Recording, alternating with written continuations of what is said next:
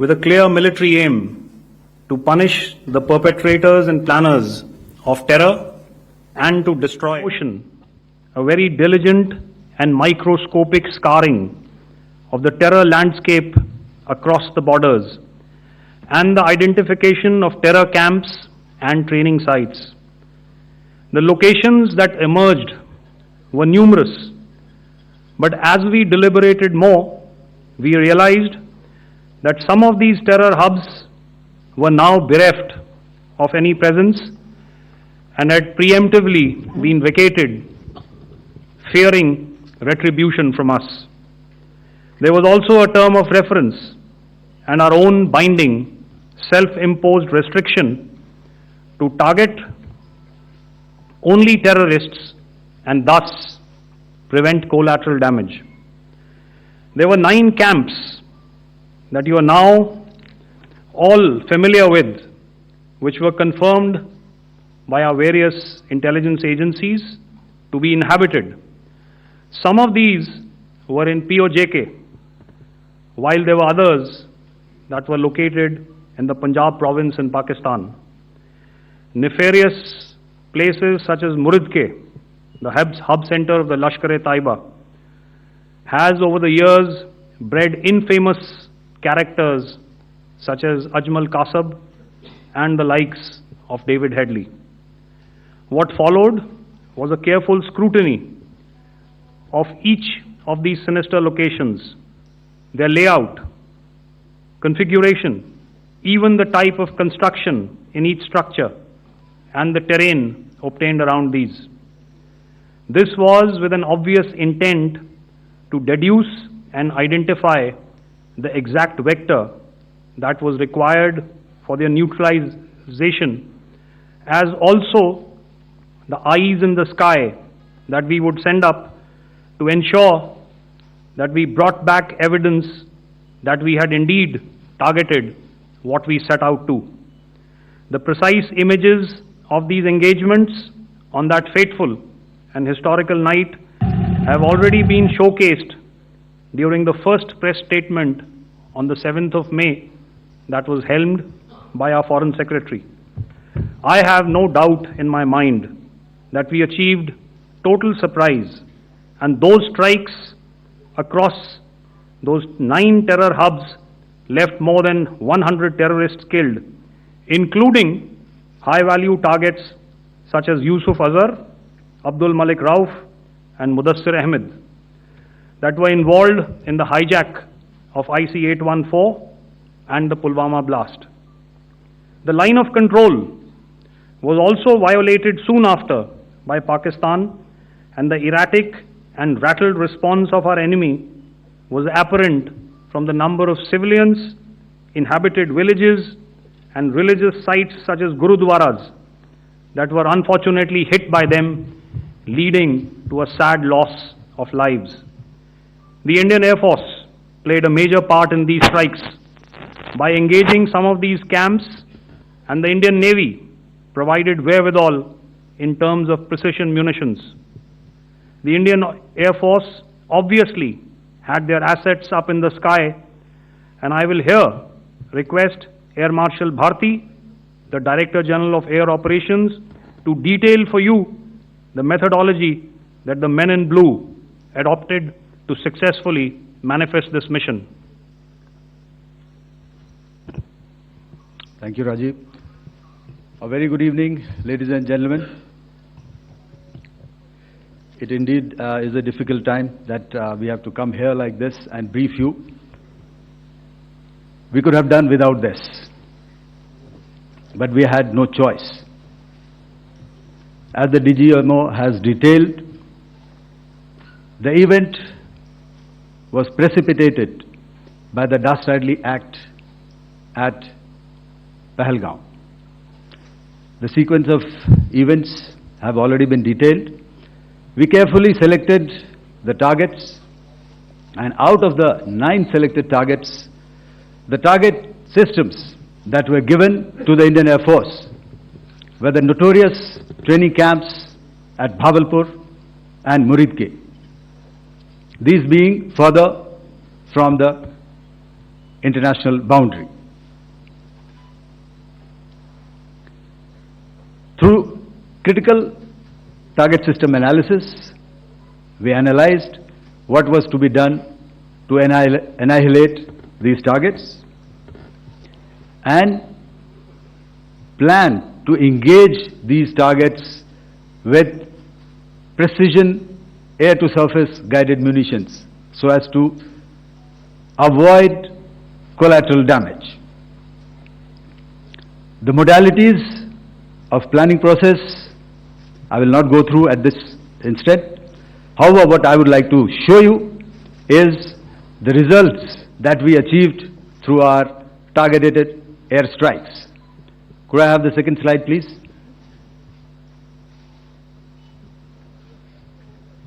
Yeah, change, please.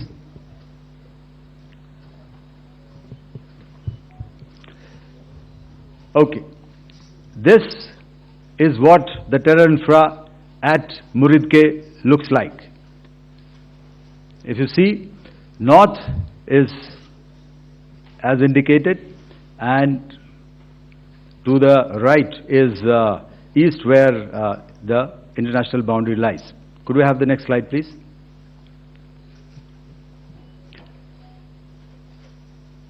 Orientating. Just go back to one slide. Okay. Please have a look at this red building, the series of buildings out here, and this empty ground. Next. If you relate, the empty ground is here, and you see this is the first weapon that is impacting. This is the impact point number 1 on Muridke training camp with our precision guided weapons on early morning 7th. Next, please. Keep your eyes glued for the second weapon coming in and the second impact on the selected target point. Next slide, please.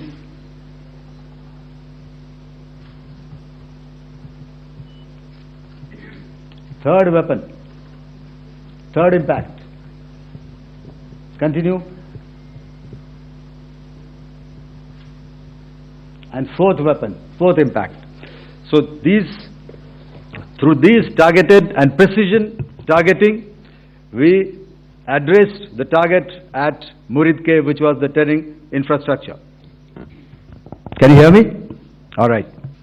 Okay, I'll come closer to the mic. Now we go to the next target, which is the Bhavalpur training camp. Next slide, please. Okay, just wait. So the effect, if you see, the impact point, if I can point out, this is the impact point. The ammunition has gone through the roof and it has created a blast inside, the photographs of which you would have, all of you would have seen. And the red building, after that there was this double-story building. It has been completely decimated by our precision targeting. Next, please. The target system, which was in the north, a series of buildings. I will show you how it looked. Next. Completely destroyed by our precision targeting. Next.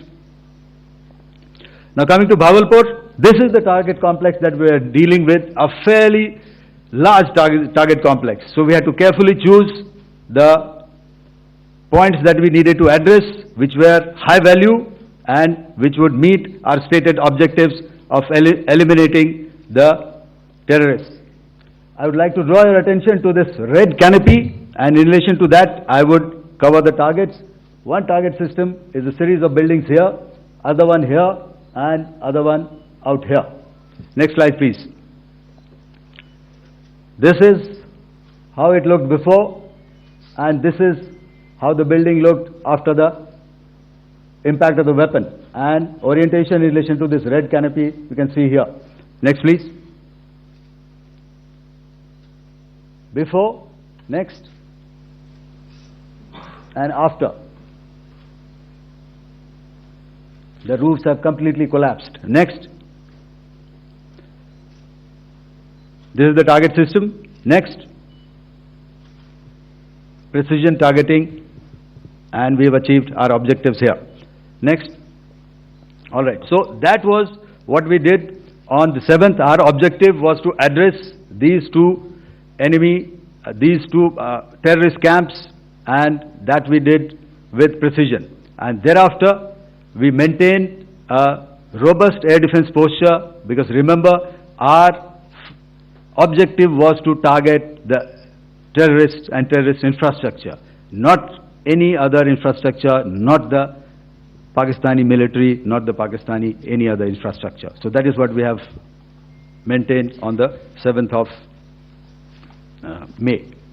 However, what we saw in the evening of 7th of May, we were saturated with a raid of Pakistani unmanned aerial vehicles and small drones. And these came in waves in our civilian areas, over our military installations, and all of them were successfully intercepted. Few of them did manage to land. However, there was not much damage that they did. And we have our robust counter-US hard kill and soft kill systems which did the job. However, the difference here was that we had targeted the terrorists. The adversary now has targeted our civilians and the military infrastructure. So it had to be responded to. So in a quick and calibrated response, that very night, we struck their radar installations at Lahore and close to Gujranwala, the LYT installation, to indicate to him that we are ready, yet we do not want to escalate. Our fight was with the terrorists and not with the Pakistani military establishment. Thank you. Thank you, Air Marshal Bharti. So, ladies and gentlemen, he's outlined operations not only on the night of 6th and 7th of May, when Operation Sindoor commenced, but also on the subsequent night. Being well aware and familiar with the congenital and impulsive nature of our adversary, and even though we did attempt to reach out and communicate our compulsions to strike at the heart of terror to my counterpart in the immediate wake of Operation Sindoor, the request was brusquely turned down, with an intimation that a severe response was inevitable and in the offing. We were, of course, prepared. Operations on the 7th and the 8th, Air Marshal Bharti spoken about. On the night of 8th and 9th of May, they flew drones and aircrafts into our airspace all across the borders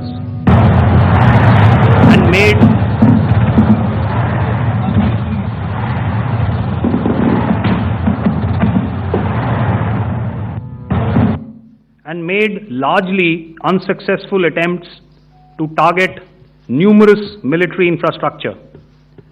Violations on the line of control by Pakistan also commenced yet again and precipitated into fierce arty engagements. The air operations on the night of 8th and 9th of May, I'll yet again request the DG Air Operations to cover.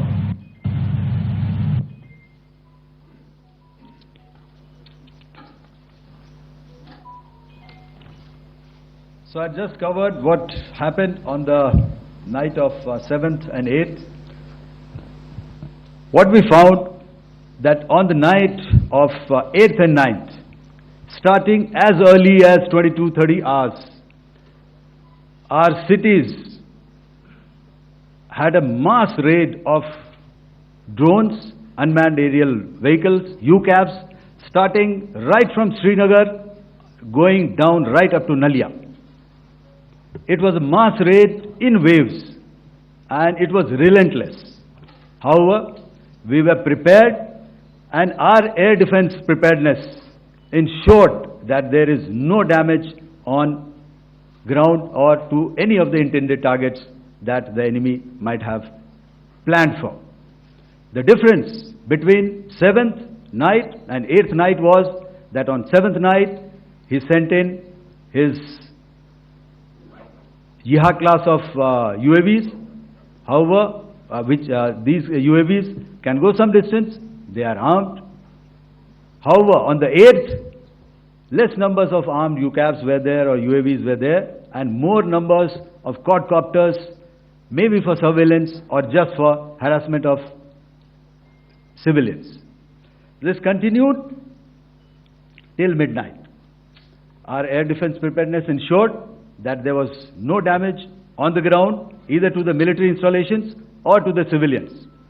However, the enemy had yet again shown that he wanted to up the ante and he wanted a fight, and we were up to the task. In a measured and calibrated response, we once again targeted his military installations, which included his SAM sites at Malirkant. This also included his surveillance radar sites at Lahore and close to Gujranwala. These were suitably addressed, and thereafter his drone attacks continued even till morning, which we countered, and during the daytime there was some respite. Here I would like to bring out another aspect. What we found was that while the drone attacks were being launched from somewhere close to Lahore, enemy had allowed his civilian aircraft to also continue to fly out of Lahore. Not only his own aircraft, but international passenger aircraft, which is quite insensitive, and we had to exercise extreme caution, even at the cost of some tactical disadvantage, to ensure that there is no damage to any of the civilian aircraft. And this was also brought out in our press briefing during the day. So I will now hand over to my colleague to cover the events of 9th onwards. On land, we also undertook certain measures such as deployment of air defense and electronic warfare assets to establish an integrated grid with the Indian Air Force, and I have seen and heard some of you wax eloquent about the benefits of such an architecture when it comes to negating and combating air intrusions. We also carried out deployment to include movement of our forces in the land, sea and air domains. The night of the 9th and the 10th of May saw similar intrusions by drones and aircrafts, and this time there was a concerted effort to target airfields and some very, very important logistic installations, albeit yet again unsuccessful and denied gallantly and efficiently, I must say, by the integrated Indian Air Force and Indian Army Air Defense. We further strengthened our deployment and also initiated some pressure points to send a very clear and unambiguous message to the other side to desist from any misadventures on land. Some of the airfields and dumps saw repeated attacks in waves from the air. All were thwarted. The Pakistan Army has reported to have lost approximately 35 to 40 personnel in artillery and small arms firing on the line of control between the 7th and the 10th of May. What the other side had probably also not reckoned with was the speedy and precise turnaround and hit back by the Indian Air Force. And I will yet again ask Air Marshal Bharti to speak about these significant and game-changing strikes. I will thereafter request Vice Admiral Pramod, my colleague and Director General of Naval Operations, to tell us about some very telling naval maneuvers in the Arabian Sea that exerted pressure on the night of 9th and 10th of May. Over to you, sir. Thank you. Commencing about 2000 hours, that is 8 p.m. local time, on 8th of May, several Pakistani unmanned aerial systems, drones, combat vehicles attacked multiple IF bases. These included Jammu, Udhampur, Pathankot, Amritsar, Bhatinda, Nal, Dalhousie, Thois, Jaisalmer, Uttarlai, Falodi, Nalia. These were almost simultaneous and they came in waves. All our AD guns and other systems were waiting for them. All these waves were neutralized by our trained crew using the air defense systems that they have, and also some of them were utilized using our legacy systems like Pechoras and IF Summer, which we have recently acquired. And some were neutralized by the Garud snipers. There was no damage on ground from these incursions and these mass raids, if I could call them, from the Pakistani side. However, following these relentless attacks on our air bases, on our forward positions, and on our civilian targets, this was time to convey some message to our adversaries. And therefore, a decision was taken to strike where it would hurt. And towards that, in a swift, coordinated, calibrated attack, we struck his air bases, command centers, military infrastructure, air defense systems across the entire Western Front.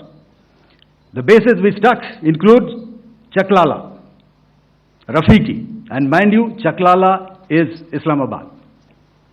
Rahim Yar Khan, Sakar, sending a clear message that aggression will not be tolerated. This was followed by strikes at Sargoda, Bholari, Jacobabad. We also struck the C2 centers at Murid, the UAE complex at Murid, Rafiki, radar at Chunia, which I will show you, Rahim Yar Khan airfield, and the unmanned combat aerial vehicle hangar at Sakar. I would like to reiterate here that we have the capability to target every system at these bases and more. However, it was only a measured response to instill good wisdom to our adversary to refrain from further escalation. IF response was directed only at military installations, avoiding civilian and collateral damage. I would now like to show you some of the effects that have been achieved as a result of our air operation.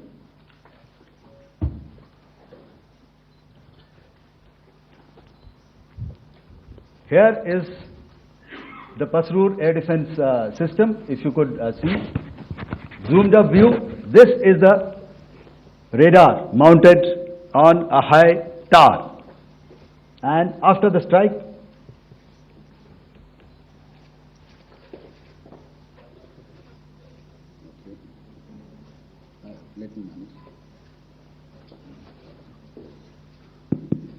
thank you. Can you hear me? Yeah, thank you. And after the strike, this is what has happened. This radar has been taken out, completely burnt. Next slide, please. The Chunia air defense radar, which was taken out on 7th and 8th. This is the radar site. A blown up photograph, once again, on a tower. Not very clear, but what you see very clearly is the after effect after we have struck. The radar head has been completely decapitated. Next slide, please. Arifwala air defense radar. in this complex. You see how it looked before, blown up image, and after, really blown up. Next. Now coming to Sargodha airfield. Remember, this is one of their important airfields wherein they have a lot of assets, F-16s, other assets which they keep getting, training institutes.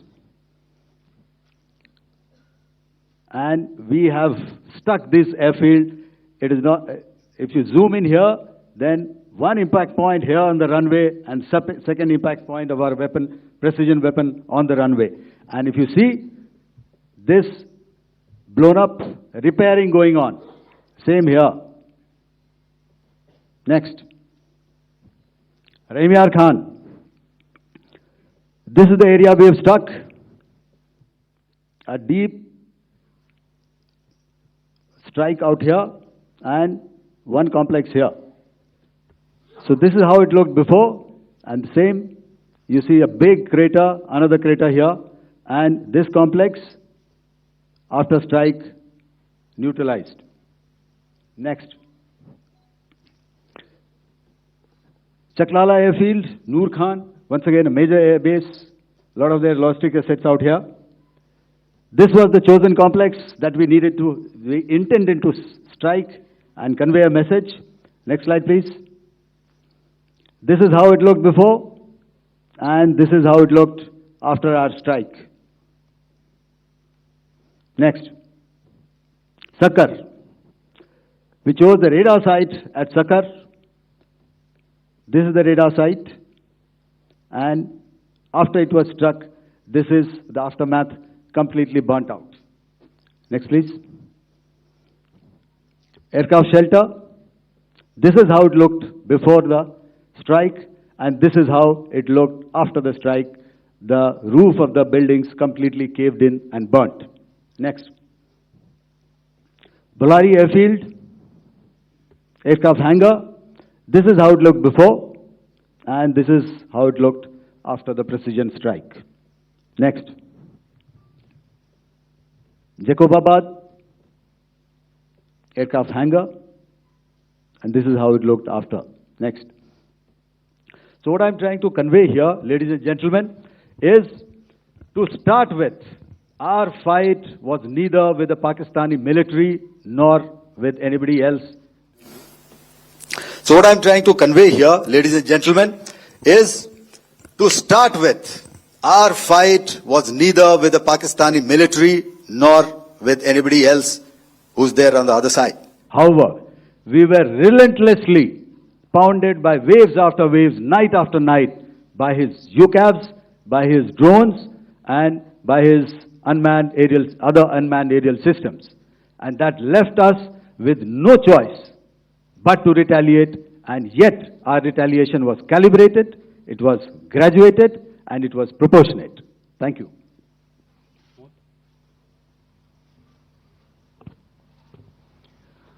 Good evening, ladies and gentlemen. In the aftermath of the cowardly attacks on innocent tourists at Pahlegam in Jammu and Kashmir by Pakistani-sponsored terrorists on 22nd April, the Indian Navy's carrier battle group, surface forces, submarines, and aviation assets were immediately deployed at sea with full combat readiness in concert with the joint operation plan of the Indian Defence Forces. You may be aware that we tested and refined tactics and procedures at sea during multiple weapon firings in the Arabian Sea within 96 hours of the terrorist attack. The aim was to revalidate our crew, armament, equipment, and platform readiness to deliver various ordnance on selected targets precisely.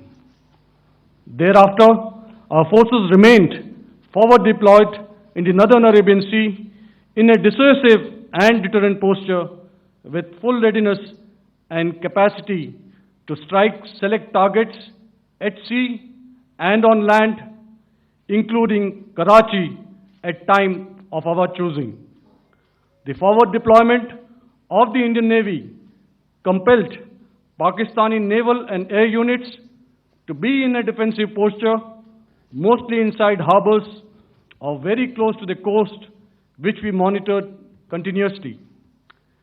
The Indian Navy maintained seamless maritime domain awareness throughout the duration and was entirely aware of the location and movement of Pakistani units. In effect, we had and continue to have good battle space transparency using our maritime domain awareness grid. As you are aware, our response has been measured, proportionate, non-escalatory, and responsible from day one. Accordingly, the calibrated approach considered all options, including the ability of the Indian Navy for offensive action from and at sea. As part of this escalation control mechanism, the application of force by the Navy was planned in a synchronized manner in coordination with the Army and Air Force, the highlight being teams from the three services working closely in an integrated manner. Along with the kinetic actions by the Indian Army and Indian Air Force, the overwhelming operational edge of Indian Navy at sea contributed towards Pakistan's urgent request for a ceasefire yesterday. As we speak, Indian Navy remains deployed at sea in a credible deterrent posture to respond decisively to any inimical action by Pakistan or Pakistan-based terrorists.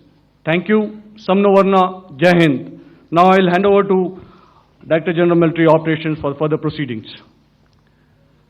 Ladies and gentlemen, on the 10th of May, in the morning, even as we were getting into a huddle to wargame the events of the previous night, a routine exercise, I received a message on hotline from my counterpart in Pakistan seeking my willingness to communicate. Since our initial aim was to strike at terror camps, and all our actions in the subsequent days were in response to the intrusions and violations by the Pakistan Air Force and its army, it was decided that I would indeed speak with my counterpart. You are already aware, I've seen it being covered on national television, that my communication with the Pak DGMO was conducted at 15:35 hours yesterday and resulted in cessation of cross-border firing and air intrusions by either side with effect from 1700 hours 10th of May, after he proposed that we cease hostilities. We also decided to further speak on the 12th of May, that's tomorrow, at 1200 hours, to discuss the modalities that would enable the longevity of this understanding. However, disappointingly, and must I add, expectedly, it took only a couple of hours for the Pakistan Army to violate these arrangements by cross-border and across the line of control firing, followed by drone intrusions across the expanse of the Western Front through last night and in the early hours of the morning today. These violations were responded to robustly and dealt with as they must be. We have earlier today sent another hotline message to my counterpart highlighting these violations of the understanding between the DGMOs on the 10th of May and our firm and clear intent to respond to these fiercely and punitively, if repeated tonight, subsequently, or later. In this regard, I must inform all of you that the Chief of Army Staff has earlier today conducted a security review and has granted full authority to our Army commanders for counter-actions in the kinetic domain in case of any violation by Pakistan.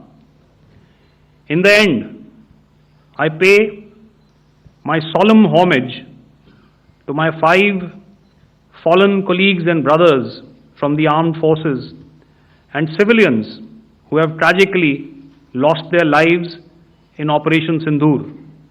Our hearts go out to the bereaved families, and we express our solidarity to them in this lifetime and beyond, at this grave juncture in their lives. Their sacrifices shall always be remembered and spoken of in glowing terms by a grateful nation. We have thus far, ladies and gentlemen, exercised, and my colleague Pramod highlighted this, immense restraint, and our actions have been focused, measured, and non-escalatory. However, any threat to the sovereignty, territorial integrity, and safety of our citizens will be met with decisive force.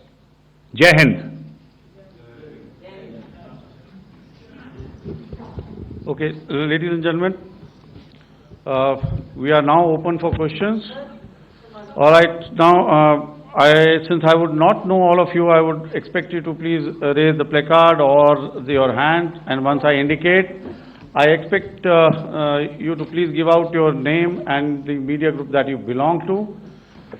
Keep your questions short so that we can take as many questions as possible. Also, ladies and gentlemen, kindly bear in mind that confidential aspects may not be answered by the 3 DGMOs. Right. I've got a lot of hands there. Let me start from the left. Left foot always in front when we start marching. So here we have to the left, okay. Yeah, 238. Hello. So this is Manas Pratimudyan from PTI, Press Trust of India. So the understanding that was reached yesterday on stopping the military operations and actions, was it for just 3 days? And what would be the cost escalation if there is violation of this understanding by the Pakistani side? And my subsequent question would be that we have a kind of ceasefire agreement with Pakistan that was finalized in 2003. So will there be some kind of similarities in frameworks between the two kind of understandings, 2003 ceasefire agreement and the current understanding on stopping military operations? And again, what are the cost that will be incurring on Pakistan if Pakistan again resorts to this kind of terrorist activities, because we have made it very clear that the cost will be very high. So I would like to have your thoughts on it. Okay, so I'll answer the latter part of the question first. I also want to add that while the initial ceasefire agreement, as you correctly pointed out, is of the 2003 vintage, but I must remind you that in 2021, in the month of February, and this was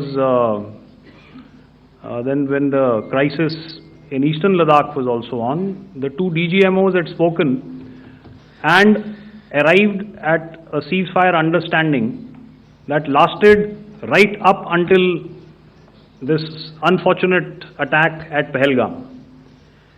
Once our Foreign Secretary had announced the decisions of the CCS in the immediate wake of that attack, he had announced certain measures, and then of course Pakistan had in turn made its own announcements.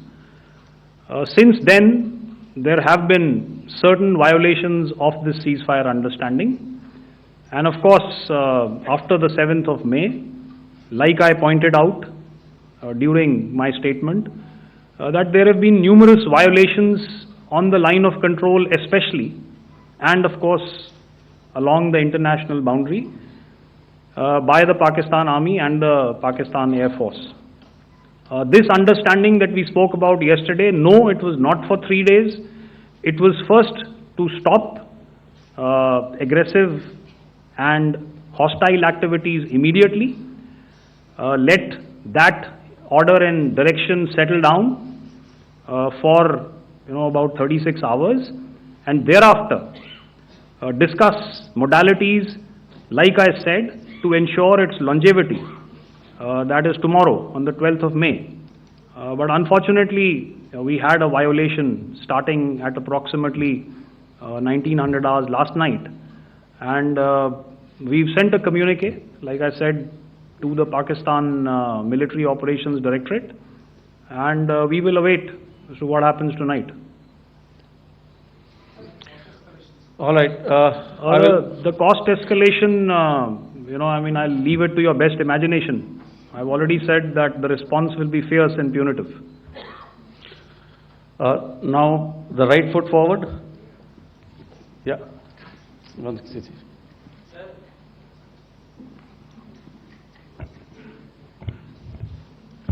Sir, I am Ajit Dubey from ANI, sir. Sir, my question is that you talked about the loss of lives to the Pakistan army, that was around 35 to 40 kills secured by the Indian army. Sir, can you tell us what would be the total loss of life to the Pakistan army in both army and air force attacks, sir? And how good was the performance of the BrahMos, Scalp and the S-400 during the operations? And sir, since we have just one no line, multiple sir. questions, please. Sir, All right. and since sir, we have achieved such a spectacular, we have made good achievements in this entire operation. Can we say that we have emerged victorious, or we have a big upper hand over the Pakistanis in this entire conflict? Thank you very much, sir. So I'll answer the question about the loss of lives on the other side. Of course, there are various means to ascertain that number. There is information from various agencies that come in. There are, of course, on the line of control, other ways to find out as to what has been the effect of what you are doing there in ceasefire violations. So therefore, I mentioned 35 to 40 on the line of control, and please remember that once Operation Sindoor was launched, the responses of the Pakistan Army were also on Indian Army or the Indian Armed Forces infrastructure. Let me put it that way. So that's why I did not cover casualties of the Pakistan Army, at least in the initial phases of battle, because those were not our targets. Our targets were terror-oriented, and of course later, once they launched air intrusions and air operations on our infrastructure, we've used heavier weapons, and of course there would have been casualties, but those are still being assessed. The effects of the weapons that you mentioned, I will request Air Marshal Bharti to apprise all of you about those. Good evening, Mr. Sujit. How are you? Ajit. Okay, we're meeting after some time. I never mentioned about any of the weapons that we used. Check. Okay. What I was saying, that I never mentioned of any of the weapons, the caliber that we used. All right. So we'll leave it at that. Those are matters of operational details which I would not like to go into. But suffice to say that whatever methods and whatever means we have chosen, it had the desired effects on the enemy targets. How many casualties? How many injuries? Well, to start with, our aim was not to inflict casualties, but in case there have been, it is for them to count. Our job is to hit the target, not to count the body bags. And the last part of your question, I wonder if you read out the tweet on ADG-PI at midnight once we'd done what we had to in Operation Sindoor. And that's credit to my friend here on the left. Justice has been served, Ajit. That is all that I will say. Ajit, I'll request you to, refrain putting words into his mouth. All right. Yeah, I'll come back to the left. 147? Sorry, 47. No, one more. 47. Did I see it here or? Yeah. Good evening, I saw it there. gentlemen. Sorry, 147, I saw it there. Sorry. Yeah. Since I've already said 147, start please. Hi, sir. Good evening. This is Shivam Patel from Reuters News Agency. Thank you for giving me the opportunity. My question, sir, is how many military targets did Indian Armed Forces strike in Pakistan in response to the attacks from Pakistan? How were these targets selected? And how many troop casualties have been there in total on both sides, if you can give details? Thank you. I'm sorry, where are you? I haven't spotted his... He's to the right. Okay. Can you just repeat that for me, please? Sure, sir. So my name is Shivam Patel. I'm from Reuters News Agency. My question is, how many military targets in total did the Indian Armed Forces strike in Pakistan in response to the attack from Pakistan? How were these targets selected? And how many troop casualties have been there on both sides, if you can? So you're speaking of the targets that I mentioned in the wake of the attack at Pahalgam, right? Military targets, after who response? Yeah, I think it's amply clear to everybody here that the Pakistan army has not crossed the international boundary, neither in the plain sector nor on the line of control. So the intrusions have been in the air. There have been certain attempts on the line of control when ceasefire violations have been on to try and infiltrate and carry out and perpetrate activities that we are all very well familiar with. Whether these are by terrorists or by the Pakistan army or its special forces and commandos is difficult to say, but each of these have been effectively thwarted. So therefore, as far as engagements of military targets on the other side is concerned, I thought Air Marshal Bharti covered those very well and in detail, and he also mentioned as to how they went about targeting those. I think those images were very clear and very, very graphic in telling us as to what we needed to hit. And you'll remember right at the outset I said that we even went into what was the construction in each of these locations and therefore decided on the vector that had to be utilized. Please. Okay, if I could add to what the DGMO has said, I have already detailed the targets. Now, whether it is X numbers or Y numbers that is immaterial. And what damage have we inflicted? You have seen. What are the casualties on the other side? As I said, that is for them to count. As far as we are concerned, from the air defense side, if they had a choice, they would have definitely come in. They are fighters, there are more numbers of UCAVs. It is not that they did not intend to come in. It is only that our robust AD posture prevented them from coming in. So that must be known, and that must be realized by all the audience here. Yeah, I'll come to the left now, 24.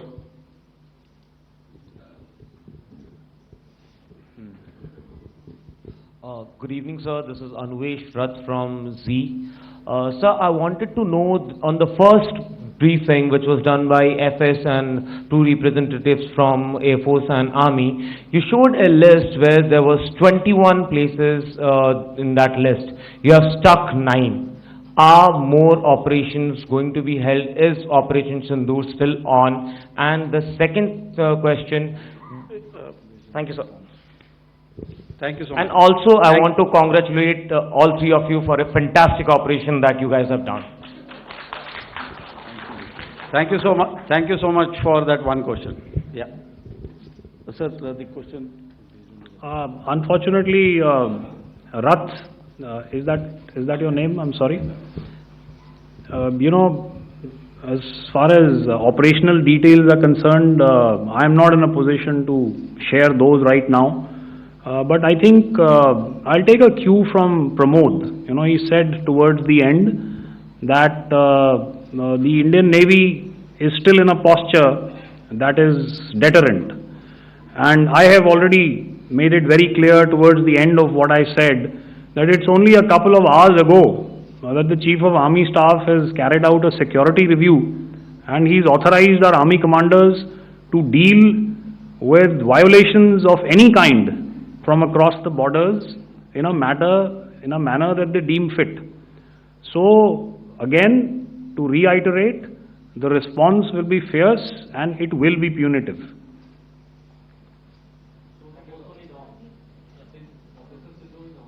Yes. 163. I'll go back this side now. Yeah, 255. She said middle wale kya karenge, so 255. Oh, sorry. Good evening, sir. I'm Shailesh from National Defense. Please allow me, first of all, to pay my gratitude for protecting us Indians. Thank you very much. Sir, since the enemy has been talking about taking down our aerial platforms,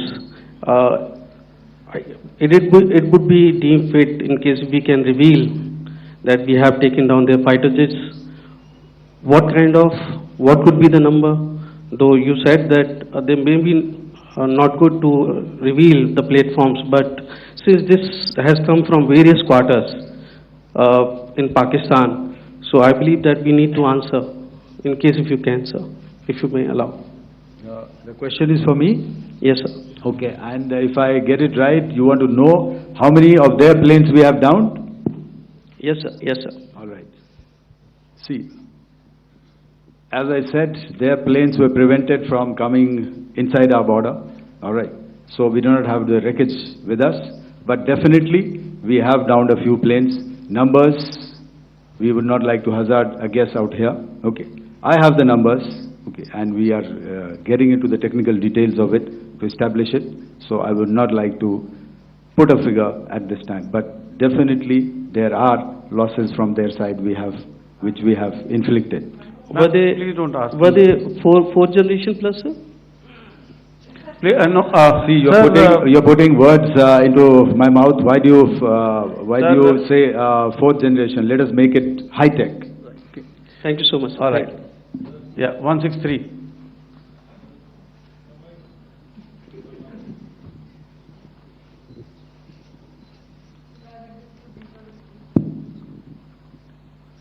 sir, मैं मंजीत नेगी हूँ आज तक से। मेरा सवाल ये है कि इस पूरे ऑपरेशन में जो आतंकी ठिकानों को निशाना बनाया गया, क्या नंबर्स कुछ बता सकते हैं कितने आतंकी मारे गए? कुछ नाम सरकार मतलब कुछ नाम मीडिया में आए भी हैं जो बड़े उसके मास्टरमाइंड थे। और एक सवाल जो आज एयरफोर्स ने भी ट्वीट किया कि ऑपरेशन सिंदूर अभी जारी है और सरकार की तरफ से भी कहा गया। और पिछली बार जब विदेश मंत्रालय की प्रेस कॉन्फ्रेंस पहली हुई थी उसमें वो लिस्ट दिखाई गई थी कि 21 टेरर कैंप आइडेंटिफाई किए गए हैं। तो क्या जो बाकी बचे हुए टेरर कैंप उन पर भी कार्रवाई होगी? और एक नंबर अगर आप बता पाएं कितने टेररिस्ट मारे गए? Sir, before you answer, sir, before you. Manjeet ji, 3 questions. The third one has just been asked here before. So 21 this thing. So I'll request the first to be answered so that we have more number of people who can ask. Manjeet, जब मैंने statement दिया तो मैंने शुरू में ही कहा कि जैसे ही ऑपरेशन सिंदूर कॉन्सेप्चुअलाइज हुआ तो हमारा जो पीछे की कार्रवाई होती है स्पेड वर्क और टारगेट्स को आइडेंटिफाई और एनालाइज करने की कार्रवाई शुरू हो गई थी। मैंने जब स्टेटमेंट दिया तो मैंने बताया कि बहुत सारे थे, हमने 21 दिखाए होंगे और भी हैं, लेकिन वो लिस्ट फिल्टर करते करते 21 तक पहुंची। अब क्या आगे एंगेज किए जाएंगे? अगर ज़रूरत पड़ेगी तो ज़रूर एंगेज किए जाएंगे, लेकिन मैंने बताया कि इस समय जो इंट एजेंसीज ने हमें बताया कि फलाने कैंप में प्रेजेंस है, हमने उनको एंगेज किया। कुछ नाम मैंने लिए, कुछ नाम अभी पुख्ता किए जा रहे हैं। मैंने आपको बताया कि जो इंट एजेंसीज ने अभी तक असेसमेंट किया है उसमें उन्होंने कहा है कि तकरीबन 100 से ज़्यादा मारे गए हैं। और एक आज आपने तस्वीर भी देखी कि काफ़ी प्रोमिनेंट जो फ्यूनरल था, काफ़ी प्रोमिनेंट एक जो हस्ती हैं वो ऑर्गेनाइज कर रहे थे और उस फ्यूनरल में और कौन कौन लोग अटेंड कर रहे थे वो तो आपने देखा ही। तो आप लोग सब समझदार हैं और मुझे ये कहने की ज़रूरत नहीं है कि इन लोगों को कहाँ से सपोर्ट मिल रहा है। अगर नहीं मिल रहा होता तो ऑपरेशन सिंदूर नहीं होता, तो उसी की वजह से है ये ऑपरेशन। तो मेरे ख्याल से मैंने आपके सारे सवालों का जवाब दे दिया। Ma'am sir, next is from 17। Sir, मेरा नाम अंजू निर्वाण है, TV9 भारतवर्ष से। सर, मेरा सवाल ये है कि ऑपरेशन सिंदूर में हमारी जो इंडियन नेवी है उसके बारे में सर थोड़ा सा बताएं कि किस तरह की उसकी भूमिका रही, क्योंकि हमने इस दौरान सर देखा कि बहुत सारी स्पेकुलेशन भी रही और ये बोला गया कि कराची तक हमारी नेवी ने ऑपरेशन किया है। तो सर इस पे थोड़ी सी क्लैरिटी चाहिए। और सर हमने कौन कौन से फाइटर एयरक्राफ्ट डाउन किए हैं, अगर उसका भी थोड़ा सा क्लैरिटी मिल जाए तो अच्छा रहेगा। तो मैं आपका पहले सवाल का जवाब दूंगा। I will make few sentences and leave it for your imagination. First of all, as I mentioned, we have quantitative and qualitative edge to deliver a massive blow to our adversary, and we completely dominate in the maritime front.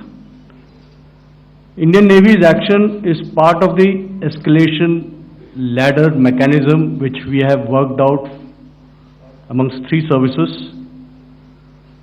This time, if Pakistan dare take any action, and Pakistan knows it, what we are going to do. That's all. Okay. आपके सवाल का जवाब मैं पहले दे चुका हूं। आपके सवाल का जवाब मैं पहले दे चुका हूं, इसलिए मैं बस उस तक ही सीमित रखूंगा और इतना कहना चाहूंगा कि आने वाले दिनों में आपको खुद ही पता चल जाएगा और ऐसी बातें छुपी नहीं रहती हैं, तो पता चल जाएगा। So at this time we'll just let it be. Okay, ladies and gentlemen, we have one or two more questions, sir. So, please, they are going to be outside. You can speak to them there also. 104, 104.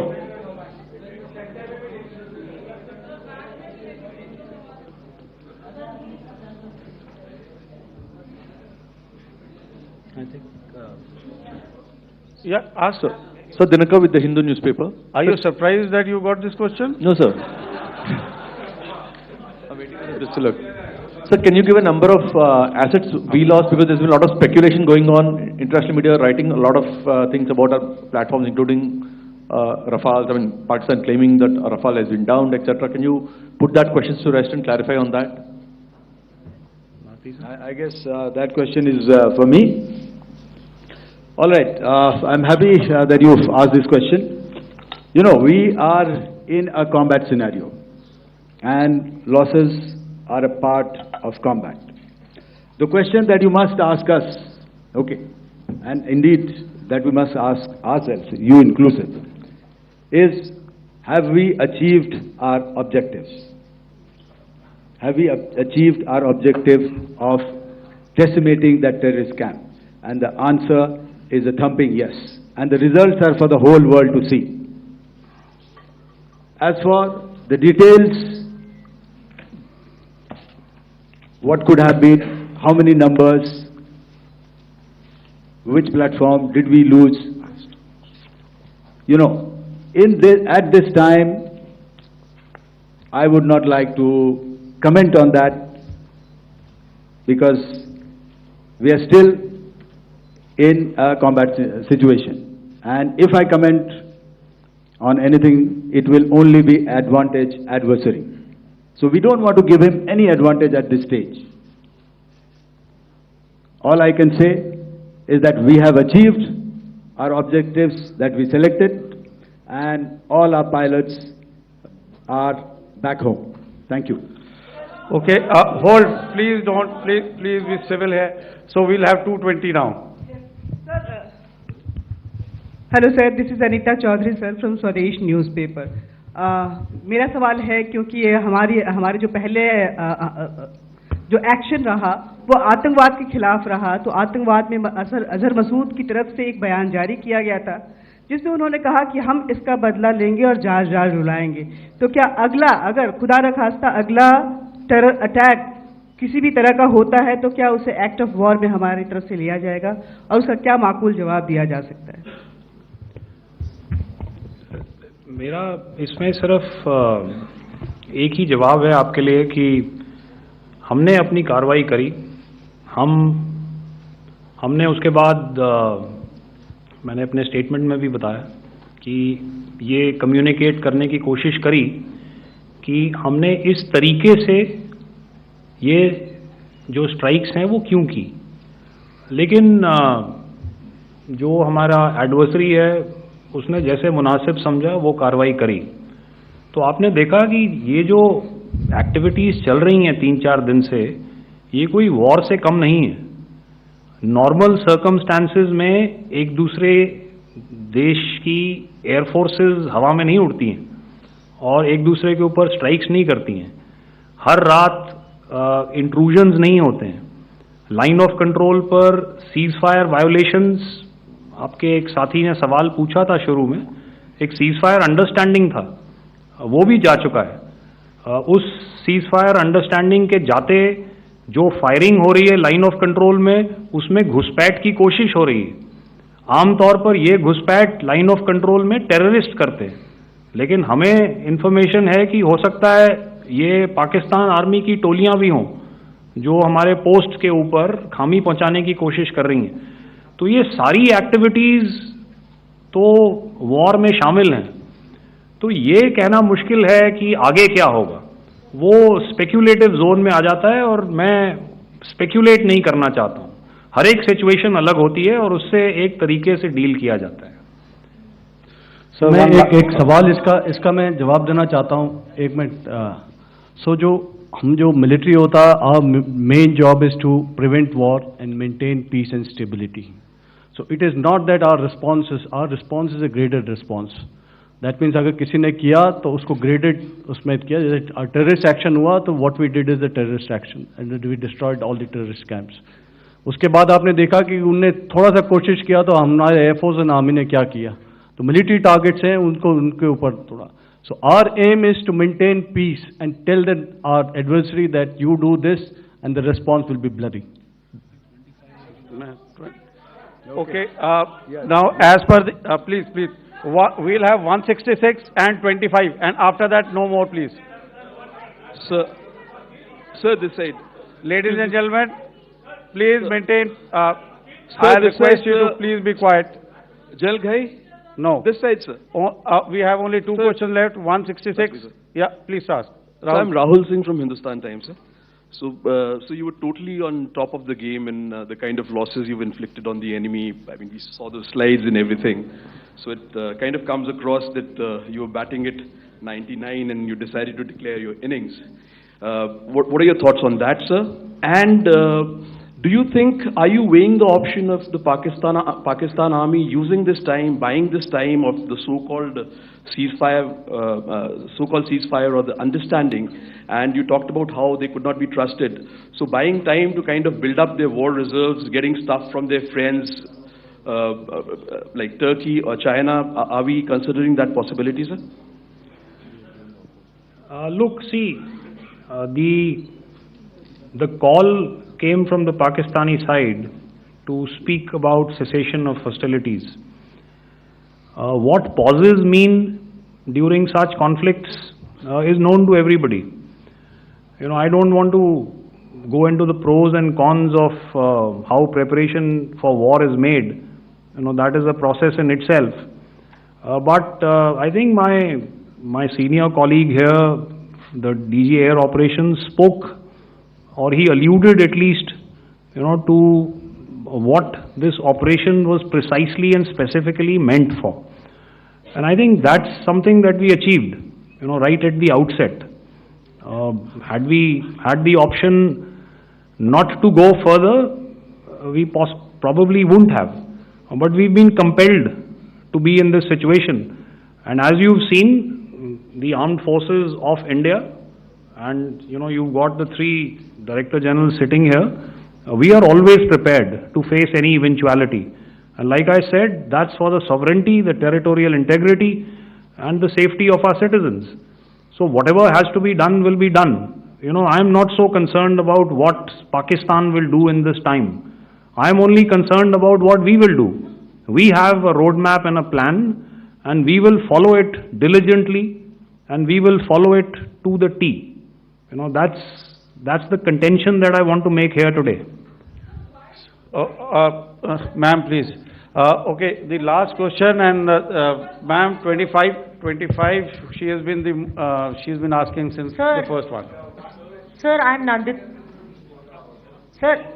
She's not asking a question. Sir, I'm Nandita Dagar, DGAR from DD News and DD India. Sir, I wanted to ask you that my question is to General Ghai. Sir, you spoke to your counterpart yesterday and the Pakistani counterpart. Sir, what is the Indian Army's assessment that despite that agreement, that talk that you had, despite that agreement coming into effect at 1700 hours yesterday, why did they violate it? And number 2, yesterday at the Joint Defense Ministry and Foreign Ministry briefing, Wing Commander Vyomika Singh and Colonel Sofia Qureshi had told us that we have cited the Pakistani troops amassing at the borders and at the LOC. Sir, has that situation changed? Have they withdrawn? And sir, if in case, despite now there is a lull, of course, but if tonight again the enemy again carries out shelling and aerial intrusions through drones, what is going to be our response, sir? Thank you. So, without outlining the specifics of that response, I've already made it clear that there will be a response, and it will be fierce and it will be punitive. Why the Pakistan Army chose the option of violating the understanding that was arrived at earlier yesterday, I think that's a question that we best answered by the Pakistan DGMO. I wouldn't be able to, give you that. But, in situations such as these, and if you go back into any conflict, sometimes these understandings take time, to fructify and manifest on ground. But without, getting into the reasons, it is our mandate to be prepared at all times, and that we were. It's not as if because there was an understanding we weren't prepared. I must tell you that the armed forces were on a very, very high alert, and they continue to be in that state even as we speak. All right. Ladies and gentlemen, please, ma'am, please. Okay, thank you so much for coming today. Those who have missed asking a question, see, I knew I'll grab this attention from you like this. Those who have missed the opportunity to ask a question can give me a written one. I will definitely get back to you with that. And also, they are they are invited for a cup of tea in my office day after tomorrow. Thank you, ladies and gentlemen, for coming. Thank you. Thank you very much. Jai Hind. Jai Hind. तो भारतीय सेना की press conference live आप सुन रहे थे और तमाम अहम बातें यहां पर कही गई। सिंदूर ऑपरेशन को लेकर क्या क्या सेना ने कहा वो भी हम आपको बता रहे हैं। मौजूदा हालात युद्ध जैसे ही हैं, ये भी यहां पर डीजीएमओ ने कहा है। हम भी युद्ध क्षेत्र में ही हैं, हम अब भी युद्ध क्षेत्र में ही हैं। 10 मई को मेरे पास पाकिस्तान से फोन आया और ये तमाम बातें कही गई। जैसी उम्मीद थी वैसा ही काम पाकिस्तान ने किया है। हमें पाकिस्तानी फायरिंग का जवाब देने के लिए छूट हो। ये तमाम अहम बातें आपको हम बता रहे हैं। पाकिस्तान के डीजीएमओ ने 3:35 पर फोन किया।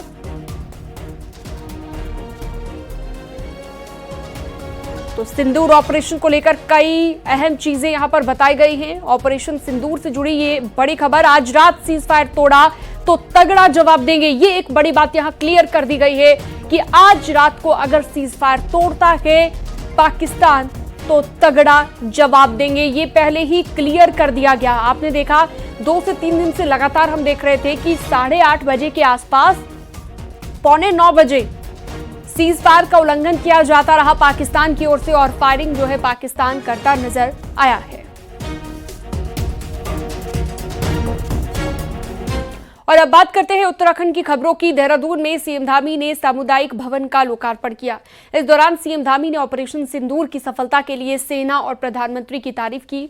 सीएम पुष्कर सिंह धामी ने कहा कि पाकिस्तान के आस्तीन में आतंकवाद नहीं पल रहा है, बल्कि आतंकवाद के आस्तीन में पूरा पाकिस्तान पल रहा है और ऐसे सांपों के फनों को कुचलना नया भारत बखूबी जानता है। 72 घंटे में जो पाकिस्तान के अंदर हुआ, पाकिस्तान की जनता ने उसको पूरी तरह से देखा, भारतीय सेना की हुंकार देखी और कॉमर्शियल प्लेनों की आड़ में छिपने वाले पाकिस्तान को देखकर महाभारत की याद आ गई कि महाभारत में भी कोई छिपा छिपा फिरता था। अगर आज का भारत 3 कदम कायदे से युद्ध में ले लेगा तो पाकिस्तान दुनिया के नक्शे से गायब हो जाएगा भाइयों बहनों। और पाकिस्तान के आस्तीन में आतंकवाद नहीं पल रहा है, बल्कि आतंकवाद के आस्तीन में पूरा पाकिस्तान पल रहा है। और ऐसे सांपों को, इनके फनों को कुचलना नया भारत जानता है, बखूबी जानता है, क्योंकि पीएम मोदी जी जिस प्रकार की स्थितियां परिस्थितियां उन्होंने जीवन में देखी हैं, जिस प्रकार का संघर्ष देखा है, जिस प्रकार से देश की चुनौतियों को देखा है, देश की जरूरतों को देखा है, सांप का मंत्र भी उनको आता है और सांप का फन कुचलना भी भली भांति आता है भाइयों बहनों। भारत पाक के बीच सीजफायर पर बीजेपी के प्रदेश अध्यक्ष महेंद्र भट्ट ने कहा कि भारत ने पाकिस्तान को मुंहतोड़ जवाब दिया है, जिससे भारत की मौजूदगी पूरे विश्व में और ज्यादा मजबूत हुई है। पाकिस्तान के अंदर उन सारे के सारे जो कैंप थे आतंकवादियों के, उनको एक रात में नष्ट कर दिया गया। पाकिस्तान बौखलाया, लेकिन पाकिस्तान ने जिस प्रकार से भी आक्रमण करने की कोशिश की, उसका किस प्रकार से करारा जवाब भारत के सैनिकों ने दिया है, ये एक हर्ष का विषय है। और अब विश्व के अंदर भारत की महाशक्ति के रूप में एक स्वीकृति बनी है। और पाकिस्तान ने 3 दिन में जिस प्रकार की स्थिति निर्माण करने की कोशिश की, उसकी सबसे ज्यादा क्षति पाकिस्तान को हुई है। नैनीताल में पिछले दिनों हुई हिंसा के बाद प्रशासन ने वेरिफिकेशन ड्राइव को तेज कर दिया है। अभी तक हो रहे सत्यापन में प्रशासन को फर्जी आधार कार्ड से लेकर कई दस्तावेज ऐसे मिले जो फर्जी तरीके से बनाए गए हैं। इसके साथ ही अवैध फैक्ट्री भी पकड़ी गई है, तो अवैध मकान भी मिले हैं जो सरकारी जमीनों पर बने हैं, उनका भी पता चला है। पूरे जिले भर में चल रहे इस अभियान के बाद अवैध गतिविधियों में शामिल लोगों में हड़कंप मचा है। नैनीताल जिले के रामनगर, हल्द्वानी, भवाली से लेकर पहाड़ी हिस्सों में अलग अलग टीमें जांच में जुटी हुई हैं और इन सभी को नोटिस भी जारी किया जा रहा है। तो अभी फिलहाल जनपद में बड़े स्केल पर यह अभियान चल रहा है। रामनगर में, कैंची धाम तहसील में, नैनीताल में, हल्द्वानी में, सभी जगह पर इस तरह के सत्यापन अभी कराए जा रहे हैं। फर्जी डॉक्यूमेंट्स के मामले भी सामने आ रहे हैं। फर्जी तरीके से आधार कार्ड बनाए जाने के 1-2 मामले सामने आए। 1-2 सेंटर्स को बंद भी करा गया है, उन पर सील लगाई गई है, उनके केसेस चल रहे हैं। कुछ लोगों की FIR भी दर्ज हुई है। फर्जी गतिविधियां भी सामने आ रही हैं। अवैध रूप से चलने वाली फैक्ट्रियां हैं, उनको सील करा जा रहा है। विकासनगर के पचवादून में भी पुलिस ने वेरिफिकेशन ड्राइव चला रखा है, वेरिफिकेशन अभियान चलाया है। सहलाकुई के जमनपुर में घर घर जाकर पुलिस अभियान चला रही है। रविवार को 150 लोगों का सत्यापन किया गया है, जिसमें 50 मकान मालिकों का चालान भी काटा गया है, जिन्होंने किराएदारों का सत्यापन नहीं कराया था। पुलिस लगातार लोगों से पूछताछ कर रही है। बीते दिनों सहसपुर और विकासनगर में भी वेरिफिकेशन अभियान चलाया गया। पुलिस अभी तक 755 लोगों का सत्यापन कर चुकी है। आपको बता दें कि न्यूज़ 18 ने पचवादून में बाहरी घुसपैठ की खबर को प्रमुखता से दिखाया था। हरिद्वार में एक महिला और पुरुष ने ट्रेन के आगे कूदकर आत्महत्या कर ली। बताया जा रहा है कि ज्वालापुर रेलवे स्टेशन के पास दोनों के शव रेलवे ट्रैक पर मिले हैं। घटना की जानकारी मिलने के बाद GRP और ज्वालापुर कोतवाली पुलिस मौके पर पहुंची और शवों को पोस्टमार्टम के लिए भेजा गया। पुलिस मृतकों की शिनाख्त में जुटी हुई है। दोनों मृतकों की उम्र करीब 50 साल है। चश्मदीदों के मुताबिक दोनों रेलवे ट्रैक की ओर जाते हुए नजर आए थे। तभी ट्रेन के आते ही दोनों ने सामने छलांग लगा दी। एक महिला सूचना मिली है कंट्रोल रूम से कि एक महिला और पुरुष वंदे भारत एक्सप्रेस के सामने जो आए हैं और उनके कट गए हैं। इस सूचना पर अभी उनके जो शव हैं उनको पोस्टमार्टम के लिए भिजवा दिया गया है। उनकी शिनाख्त के प्रयास किए जा रहे हैं। पहाड़ों में इस समय मौसम बदलता हुआ नजर आ रहा है। गंगोत्री और यमुनोत्री धाम में भारी बारिश के बीच यात्रियों के पहुंचने का सिलसिला जारी है। बारिश के बीच बड़ी संख्या में धाम में यात्री पहुंच रहे हैं और उत्साहित नजर आ रहे हैं। बारिश के बीच गंगोत्री धाम की तस्वीरें सामने आई हैं, जहां पर दर्शन के लिए लंबी लाइन लगी हुई है श्रद्धालुओं की। गंगोत्री धाम में अब तक 90,000 से ज्यादा यात्री दर्शन कर चुके हैं। वहीं यमुनोत्री धाम में 1 लाख से ज्यादा यात्री दर्शन कर चुके हैं। भारी बारिश के कारण भी लोगों में उत्साह बना हुआ है। गंगोत्री धाम में काफ़ी संख्या में यात्री पहुंचे हुए हैं, जो कि मां गंगा के स्नान एवं दर्शन लाभ ले रहे हैं। बद्रीनाथ में रिकॉर्ड श्रद्धालु भगवान बद्री विशाल के दर्शन के लिए पहुंचे। शनिवार को बद्रीनाथ धाम में 13,026 तीर्थयात्री बद्री विशाल के दर्शन करने के लिए पहुंचे। वहीं अभी तक 1,03,193 यात्री बद्रीनाथ पहुंचे हैं।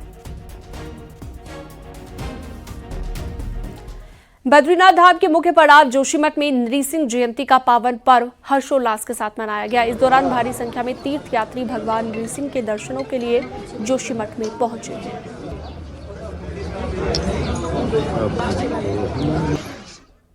और रुकते एक छोटे से ब्रेक के लिए, फौरन लौटेंगे।